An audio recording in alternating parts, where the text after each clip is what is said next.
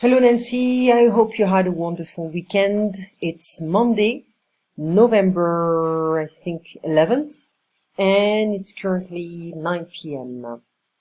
So, I sent you a video during the weekend, over the weekend. I think it was 2 days ago, and it's about frequencies. It's a very interesting documentary. Don't pay attention to the face of the guy because he looks a bit scary. He used to be a British journalist.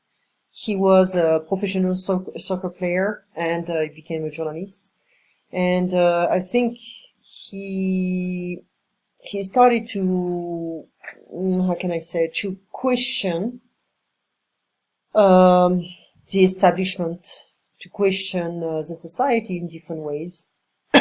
So, and he'd been looking at the world with different eyes, let's say that, and it's pretty weird sometimes. But I thought this video about frequencies was very interesting. Anyway, you think whatever you want. And now, well, we're gonna go back to all clear. And so trade is to exchange a service. Well, trading is like you exchange money for a service or for a product. Okay, an exchange of a product or a service. It can be, you exchange an object with another object. Like, let's say, I make butter at home. I have plenty of butter, but I need, I don't know, I need broccoli. Okay, so, and you make broccoli, so we can just exchange broccoli with butter if you want my butter. So this is kind of a trade. So a trade can be any kind of stuff. It can be with money or can be with goods. It means, or that means, be careful because I noticed you say that on a regular basis, like means, instead of it means or that means. Okay? We also talked about whatever you want, wherever you want, whenever you want. Okay? I'm gonna just finish that before going back to what's the name? All clear. So we talked about Hong Kong and potluck. Organizing a potluck in Hong Kong is not really realistic because people live in apartments. It's smaller, and they prefer to eat out, so to eat at the restaurant. So, maybe, I mean, this is just a tradition. Many Americans as well, they like to organize potlucks or they like to go to a restaurant, depending on their budget. Many people don't have enough money to go out, so they are just like, you know what, let's organize a party, but let's do a potluck. That's where it's affordable to everyone. Okay.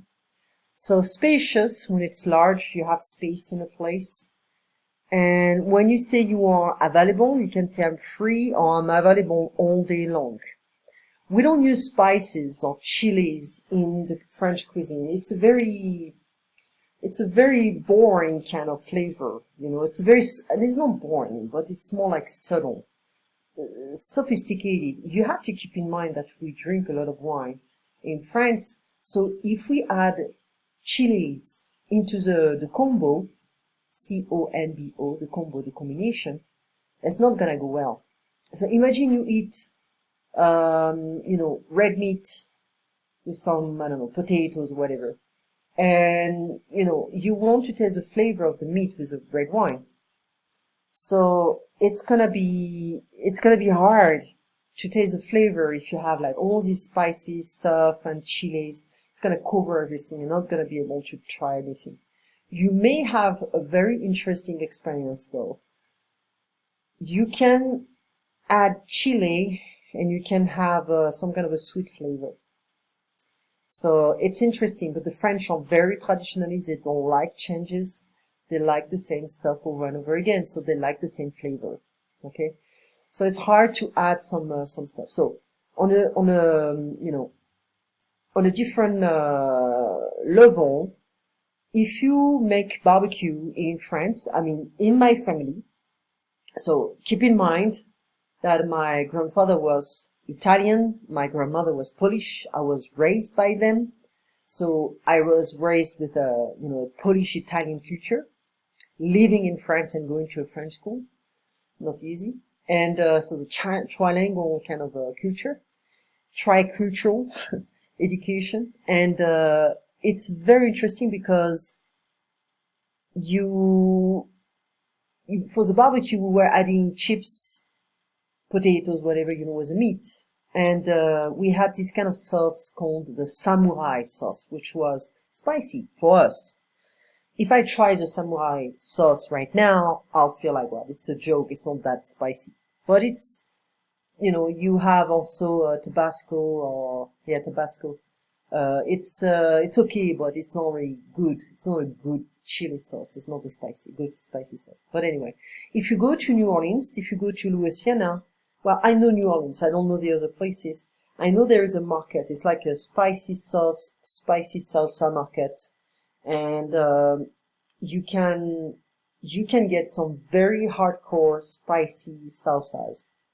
I mean, really, really, really hot, really spicy. And they eat that with barbecues or different stuff, and it's pretty hard to be able to even try, to eat this stuff. You have to be careful to not kill your stomach after a while.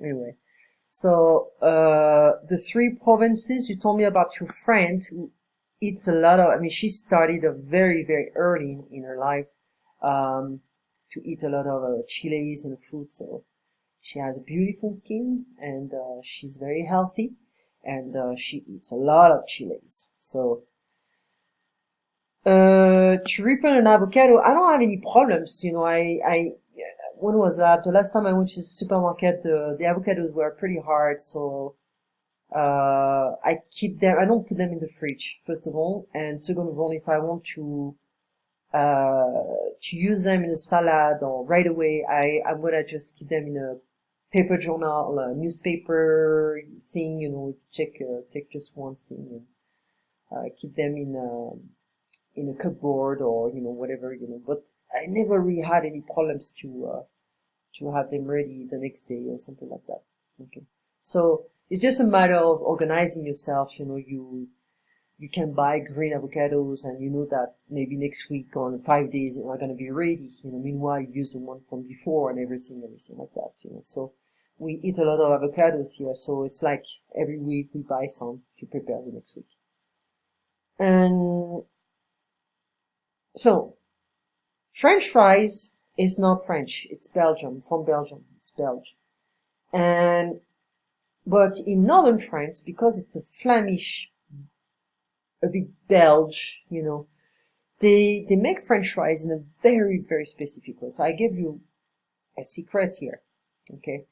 So it's for you. And the secret is to fry French fries in a very specific oil, which is called végétaline. And végétaline is like vegetable based. Maybe it's made from very specific, I don't know if it's colza or something like that. I have no idea. But it's white, it's a block. You put it in the fryer and you fry your French fries like that. And you don't use any kind of potatoes. We use the biggest, not the small ones. So anyway, so music frequency. So if you check on YouTube, there are many, many, many documentaries on this topic. There is like, what's the name of this? There is like I forgot. I'll get back to you with this stuff. There is like a series of different notes you can use in order to reach certain effects, and like resting, healing. If you're anxious, you can use certain vibrations. So it's very fascinating actually. Anyway, so coming back to our book. So something about, I'm gonna just go back a bit. So to be hungry, angry, okay. Are you ready to order? Can I take your order? Please tell me what you'd like to eat. Okay, we are ready to order. We know what we want to eat. Yeah, we are ready. Are you ready to order? Yes, I'm ready. I'll have. Okay. Hi, are you ready to order? Can I take your order? I think we need a few more minutes to look at the menu. No problem, I'll come back in a few minutes. I'll be right back. Excuse me, we are ready to order. I'll be right there. So the guy is a bit busy, he has to take care of another table. So it's gonna come back to these customers in a few seconds. In the United States, I cannot see a thing here, so I'm gonna zoom in. In the United States, you can call a waiter or waiter or waitress by making eye contact and saying, "We are ready to order." Well, you raise the arm, you wave, and that's it. To catch the waiter or waitress eye, you can raise your hand just a little bit. Okay. So, how do you get the waiter or waitress attention in a restaurant in your native country? Well, I'll talk about France. You wave your hand, definitely, and you say, "Garçon," not even garçon, it's like, "Serveur, s'il vous plaît." "Monsieur," "Madame." So we'd say, "Sir," "Ma'am." You wave your hand, you catch his or her eyes. In my country, is not enough. You need to really show your hand. Snap your fingers, it's quite rude, disrespectful. Make a sound. What kind of sound? Hey. No. I would like, we know this one, I would like is a polite way to say I want. When you order in a restaurant, you can say I would like or I'll have. So we know the contraction, I'd like, you'd like, he'd like, she'd like, we'd like, they'd like. What would you like? Would you want? Would you like? Do you want? So you're not gonna say that. What do you want? You know, if you're in a business or you offer services, you're not gonna say, "What do you want?" It's a bit rude. Okay. So would you like some fish with that? Would you like a beer with that? Would you like a glass of wine with that? Okay. Hi, are you ready to order? I'd like the fish special. And what would you like? I'll have the spaghetti.